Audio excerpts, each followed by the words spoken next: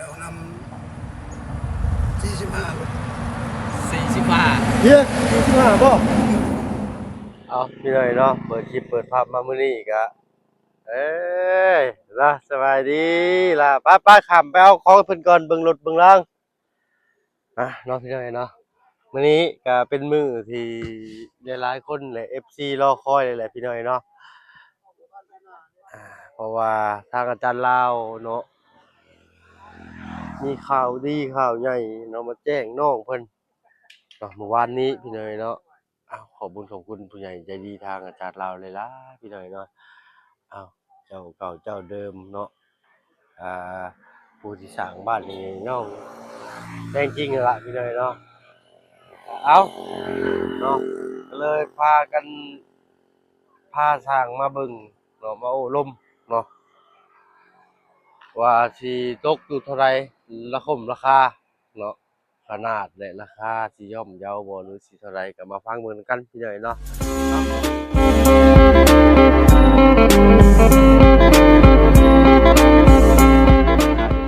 เนาะกับทุกท่านสบายดี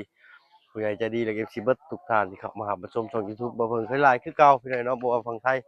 ฝั่งลาวแล้วก็ทั้งฝั่งต่างประเทศก็ยินดีต้อนรับเข้าสู่ช่อง YouTube บ่เพิ่งเคยหลายเช่นเคยพี่น้อยเนาะสบายดีทางอาจารย์ลาวทางบ่าวตูนบ่าวบุญสารวัตรและทางบ่าวเชียงพี่น้อยเนาะสบายดีได้เด้อโอ้ยบ่ได้พ้อแต่โดนนี่เนาะสิมาครบเลยแหละเนาะเนาะป้าจังหน่อยสร้างตากแดดสร้างสิเป็นลมได้จังหน่อยอุณหภูมิสิสูงเกินไปบ่ร่างกายบ่ตากแดดเด้โอ้เราช่วงนี้หับแต่เฮือนหลังนั่นติหรือว่าอ๋อว่ากันทีมงานหลายคนจักคนเฮ็ดนี่ว่าไหน2กรรมกร3โอ้หลักๆเนี่ยเป็น2คนเดือนจีนอย่างเงินโดยโอเคพี่น้อยเนาะ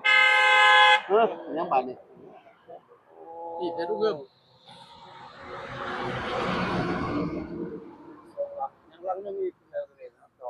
บ่สิครับมันนะของจีนมาเลยเรื่องคนลาวของจีนมาซื้อดินอยู่ลาวบ่ทำเรือนกันได้ครับจักอยู่ใส่ผ้าเฮา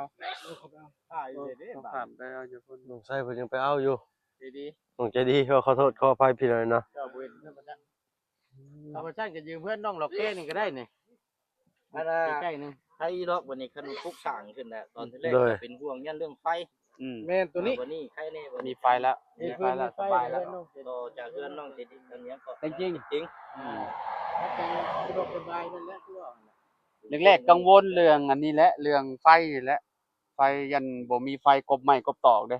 อันนี้ได้เห็นเรือนแม่นเพราะว่าเป็นเรือนไม้เด้เส้นมันยังทันได้มากยังบ่สมมุติว่าตกลงราคาได้แล้วก็สิทำยังไม้เลยสิสั่งไม้มาเลยหั่นน่ะเรื่องไม้เลยต่อ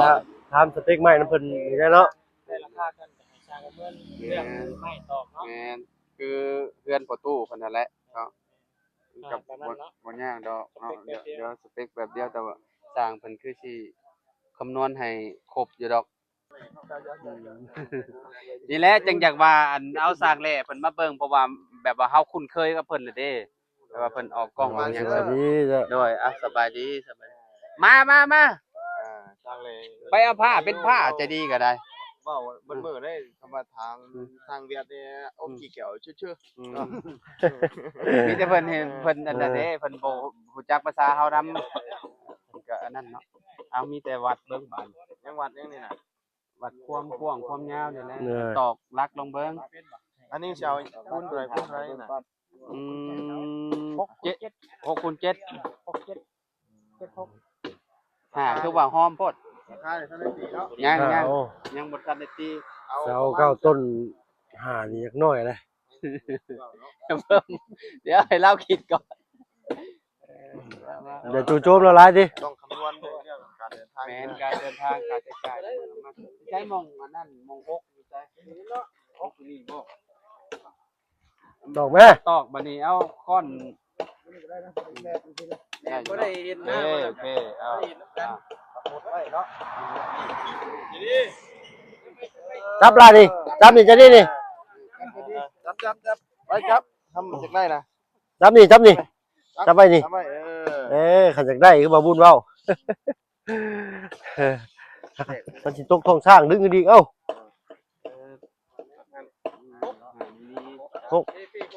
ปลาละปลาละปลาหรอกปลาหลุดมือเยอะ ไปเม็ดนึงอย่างนี้ อ้าวพอเม็ดเพิ่นมีอยู่5เม็ดเด้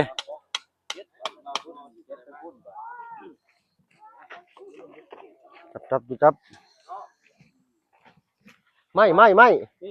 ม่เขาไม่ หมายไว้อยู่ เอาใส่หันเด้อตัวเด้อ ครับบ่อยากให้มันใกล้สภาพนะ เอาการจะพังก็ย้ายมาพี่อีกเห็นแบบนี้เลย อ๋อเพิ่นสิวัดขนาดแน่ถ้าเฮาอยากได้จึงพูดไปพุ่นน่ะนะ เย็ดฮอดนี่เนาะเย็ดพี่เขาก็ตั้งอยู่พี่คือว่ายับไม่ได้เนาะได้ยับเกี่ยวมากว้างๆตรงนี้ยาวตรงนี้ บ่เขาว่าเอาสิย้ำออกมาคือนั่นนึงแม่ ยับก็ได้ยับก็ได้ ครับแม่นเลย เลี้ยงไว้นี่นะเขาว่าอยู่บ้องกันเขาแทกเมื่อกี้นี่นี่เพื่อน เดี๋ยว มาขึ้น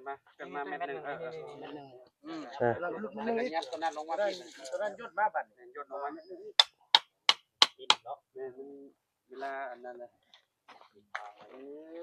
ภาคแรกเพื่อนจะดีบัดนี้ได้ช่วงแบบมันเพราะว่าให้เป็นทางทั้งเสาทั้งหน้าบ้านน้ำเนี่ยเพราะมันทางเสาไฟอ่ะนะ ทางนี้ก็พอดีเลยนี่ ทางนี้ก็ห้างอยู่ได้อยู่มันแน่นมันเป็นดินแน่นแต่ผมนี่นะมันเจอเนาะแล้วได้เรือลายอยู่ผมมีเจือนอันนี้นะผมมีเจือนดอกยนต์ของน้ำยังได้คักเลย เป็นได้พี่น้อง1อัน2อัน3อัน ฟังทั้งคนโอเคเพราะว่าเอามันชิดทั้งนี้นะฟังนั้นมันเป็นดินนั่นน้องดอกแก้โอ้คักบัดโอเคเนื้อที่เฮาได้พอดีงามแล้วกันเคยดูใกล้จะได้เกิดเลยเนาะดีเนาะ ตอนนี้กำลังไข่บ่ กำลังไข่ได้สิบ่กำลังไก่สิเป็นโตที่ตอนนี้เนาะโอเคบัดนี้เนาะได้อยู่ครั้งแรกบัดนี้เนาะไปซะไปนั่งร่มกันบัดนี้พี่จะดีพี่ละมั้ยมีแต่ที่มองนี่เนาะมันจะคักเนาะมองทำได้มองได้ก็ได้น่าโดดอย่าบ่ฮ้อนพูดคุยราคาก่อนบัดเสากับเริ่มแล้วมันตากฝนหลายแล้วใครเนี่ยแต่มันยังอยู่ห่มได้นี่ถ้าบ่อยู่ห่มนี่คอมัน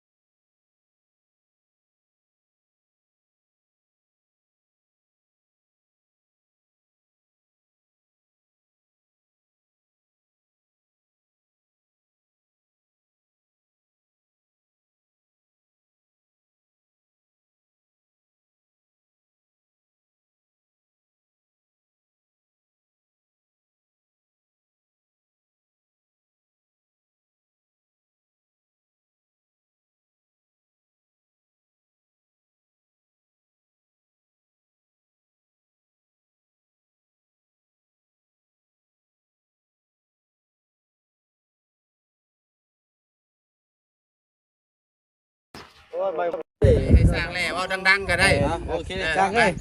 นี่เลยเนี่ย แล้วก็ดังอยู่ดอก อนุญาตสร้างแหล่แล้วว่าดังอยู่ดอกเอา ตึกบ่ได้บาท เอา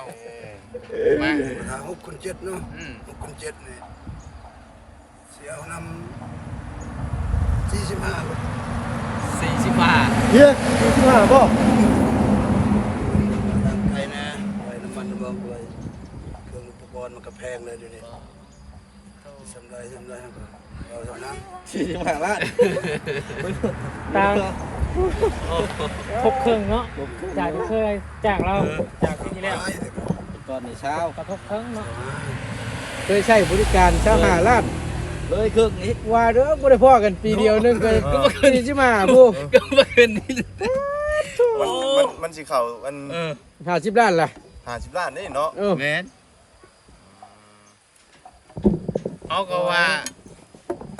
บ่เฮาเกิด มาเบิ่งสำไร ก็คิดว่าอยากได้คำสมมุติว่าคือปีก่อนเฮาจ้างเท่าใดจ้างให้ดอก20เท่าใด25เนาะ เสาหาเนาะ ก็ว่า เฮ็ด อยาก เดือนน้องน้ำมาเสาหาเนาะ ก็ได้ว่าอยากคำว่าเป็นไปได้ว่าอยาก เป็นไปได้ก็ หา6 7นี่นะยันวันลื่นกันจำได้จำนึงนี่ปีเดียวนึงเนาะ แม่นแหละ บ่เต็มที่ก็ประมาณ30 แม่นแม่นเต็มที่ก็คือบ่บุญเว้าค่อยกะไว้สำนั้นพากันเว้ากันมา เพราะว่าเฮาตีไว้ปีนี้มันก็ รักสามซะแบบนี้นะ เดือนมุ่งน้ำมันเด้ เพราะว่าเฮาก็ฮู้อยู่แล้วการเดินทางเป็นแบบใดขนาดก็สิได้บ่ต่างคนต่างอันนี้แหละ เพราะว่า ซอยเขาก็บ่ได้เป็นเงินเอาเองหั่นนะ อยากได้ที่ทีมงานรวมกันมา แม่น เป็นปีนะ เขาก็อยากให้เพิ่นได้งานพร้อมมาแหล้วเพราะว่าสร้างก็หลายอยู่หั่นนะหลายอยู่เอาเขาคิดเห็นเจ้าก่อน เอาเรื่องเคย เอาเรื่องเคยเด้ 30ก็30ว่าง่ายอยู่แล้วเรื่องนี้ ต่างซอยอยากให้ให้มีการมีงาน เพราะแล้วก็ให้เราตัดสินใจนำว่า แม่น ราคา30นี่เจ้าพอ สู้ ได้ พอสู้ได้บ่จะเฮ็ดได้บ่ ได้ส ถ้า ภาพ ว่าบ่ได้ก็ว่าบ่ได้เนาะ เอาบ่ได้ก็บ่ได้ได้เอ้ย บ่ได้ เนาะ เลยแบบเฮาก็เคยเลยผ่านมาเห็นบ่ อืม ออกซ้ำลังเลย โดย บ่เป็นหยังซ้ำนี่ นั่นแหละเขาจะว่าคิดเห็นนั่นน่ะเลยว่า ลังนั้นให้หมู่เขาอีกเป็ดมันไปอยู่พี่ สมมุติสมมุติว่าเฮาให้เจ้ามาเฮ็ดแล้วนี่คือแบบเจ้ามาเฮ็ดพี่ได้แม่นบ่ ได้ อ๋อ ใจสร้างแหล่แล้วมาเนาะ เนาะมีเพราะว่าเฮาคุ้นเคยกับเราได้เวลาถ่ายคลิปถ่ายหยังมันก็สะดวกของสุเฮาหั่นนะ บ่หน้าเวียนงานยังไงนะ กินเรียบร้อยมื้อหนึงหลายเด้อเนาะมีเตรียมร้อยแล้วเนาะขักโยบังกงค่อยเหมือนยังดอก เนาะ มือ 30ล้าน เจ้าอยู่นี่ ประมาณ50,000เนาะบาทเนาะอะไรเนาะ แม่นเพิ่มมาก็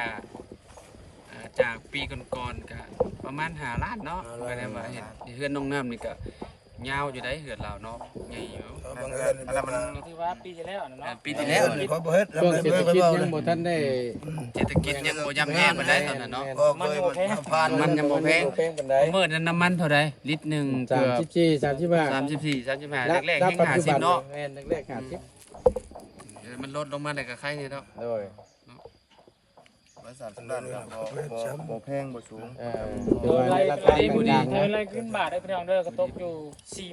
44,000 ประมาณนั้น 80 ภาษาบ้านเฮาก็ แล้วบ่เลย แล้ เนาะ วบ่เลยล้างตีนขึ้นอยู่เนาะ ถ้าสีถ้ายังครบไม่เสร็จจบบ่เลย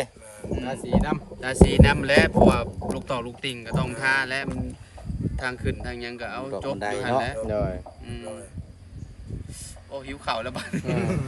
เอา ประมาณนี้เนาะ มีแต่สมมาปลาควนแล้วเนาะ มีแต่เรื่องไม่ตกกอกน้ำแล้วบาทนี่เนาะ คะแนนคะแนนตกลงราคากันแล้วก็บ่ยากดอกมีแต่ให้เราคำนวณมาแล้วก็เฮาก็ คอยสร้าง อันแม่นคอยสร้างสร้างอันนั้น สเปคไม่ เนาะสเปคใหม่ว่า ทาง อัน ให้เราเหตุการณ์บ้านอีกทีนึง จักโตหั่นน่ะ โดย ปกเป็ดปอกเป็นปูหั่นแหละเนาะ จะเป็นสิโทรหาเด้อ โอเค กินอะไรสิโทรหา ปูเฮ็ดดีแล้วว่า30โอเค พอดีสำห เพราะว่า รับ เฮา เขา ก็ไล่ค่าน้ำมูกน้ำมันแล้วเนี่ย บ่ได้มานอนเหรอวะ บ่ได้นอน กินนอนมีคือเขา กับเผาวกับน้ำเฉย กับข้าวกับน้ำก็ถ้าเฮามีก็คือที่หู้แล้วเนาะ ๆ แม่นแล้วว่ะ ก็ว่าง่ายๆนี่ว่าให้ขาดรถจ้ะ อืม เข้าอยู่น้ำเจ้า อืม แต่ว่าเฮามาซุ่มเฮามาแต่ละมื้อนั่นก็คือฮู้นั่นแหละบ่มีดอกว่าบ่นั่นน่ะติดไม้ติดมือมาอยู่ ติดไม้ติดมือ บัดมีบัตรบ่แล้วเนาะ บัตรบ่ ก็ห่อเจียวมาให้กิน โดย เครื่องมีแต่เครื่องมะเขือมาให้กิน แม่ เอาตำหูกินหรือเอาตำหูเป็นนะ เพราะว่าญาติเราคล้องหั่นนะ แม่น บอกให้ฮู้ก็ แต่กับบ่ขาดดอกพี่น้องเอ้ยติดไม้ติดมือแต่ละผู้แต่ละคนมา แต่ถ้าไปวางน้ำแม่เจดีกับเจดีก็โยเห็นข่าวแล้วเรายากลูกซ้ำสาวลีก็ได้ ยามนี่น้ำไม้ลายอยู่ เลย กินแต่ดอกไม้เลยติ ให้จะดีไปให้เราไม่มาให้แกงก็กินเนาะ เออ แม่ แกงกันกินเนาะ เออคัก คือแบบนี้ ก็เนาะเอาในเดี๋ยวไว้นี่เนาะแบบว่าให้เราเมือคำนวณใหม่ก่อน แม่น แล้วก็จะมาปรึกษาทีมงานแล้วก็อันเว่าแล้วอันเรื่องเงินอันสมทบได้เท่าใดแหละเป็นจะดีดิทั้งหมดทั้งมวลนะทุกเจ้า ต้องม้วนไล่ตามไล่ก็มาเพิ่งนี่18 รวม เนาะ ทั้งบ่าวยาวทั้งบ่ตูน18ล้าน6แสน บ่เป็นหยังกะสมเจ้า 30 เอาไว้ซื้ออย่างอื่นก็ได้ 6 ค่อย แสน เป็น 60 ค่อยจะเป็นคนสั่งไม้เบิดก็ได้ผู้เดียวค่อย แล้วไปแล้ว เอา บ้านตา มัน โต บ่พอบ่หยังสมเจ้าก็ ไปว่ากัน โรคมันได้ไม่ต่อของตามดีเลยพอเลยนะ ไม่เข้ามาเลยด้วยยังไปเอาบางตัวบ่เนาะครบบ่ อาจารย์เอาของนักมาก่อนเนาะ ของนักๆมาก่อนก็ได้ เพราะว่างบแล้วพอกันเจ้า ตัวขาย่อย จัดการตัวนี้เรา ได้ ได้ เนาะ จานเลย เด้ย ค่อยสิจัดการไม้เรื่องไม้เรื่องตอกดอก เจ้า เจ้า คันใดมันเหลืออีหยังก็เอาไว้เอาสมทบ ยัง กันอีก ยังลายอยู่เรา มีลายเด้บ่ได้บ่แม่นว่าสิมีอันนั้นอย่างเดียวพวกไม้พาชะละเด้ ต่างๆนานาลาย มี อยู่ หลายอย่างลังคาเด้นังกะสีอีกเว้ย แม่น หลายอยู่พี่น้องเอ้ยเนาะเอาก็ได้เวลาแล้วบ่ ชมมาปากกวนอาจารย์เลย มามากวนแล้วเนาะ ขอบคุณดิ แต่ว่าถ้าฝากทางพี่น้อง ทางเราก็สิได้แจ้งทาง ได้ชมมาปากกวนแล้ว ว่าราคาสักนี้ เติมหนึงได้เฮานี่ ทางอาจารย์ลาวเป็นมาเดี๋ยว โอเคเลยครับ เอาขอบใจหลายๆเด้อสร้างเด้อ ขอบใจได้เด้อเด้อขอบใจหลายๆอยู่ดีมีแฮง อยู่ดีมีแฮงอยู่ดีมีแฮง เดี๋ยวเรื่องไม้ทั้งตอกให้ตั้งอาจารย์จัดการพี่น้องเลยเนาะ เอาไม้เขา อันนี้ได้ความรู้สึกลูก ดีใจ ไม้เจ้าบ่นี่ โดย ดีใจ มาบอกเลยได้มา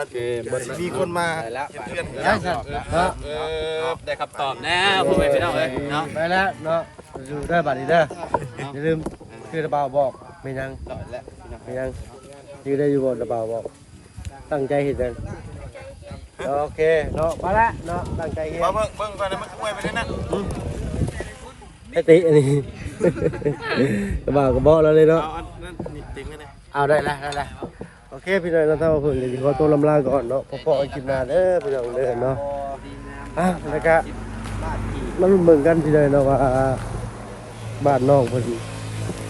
เนาะสิออกมาเป็นจังไดได้รูปบ้างลักษณะแบบบ้านน้องอาเจียงเด้อพี่น้องเด้อเนาะไปพี่น้องเนาะอยู่ดีมีแฮกเบิดทุกผู้ทุกคน 6คูณ7เราเป็นทรงโมเดิร์นคล้ายๆบ้าน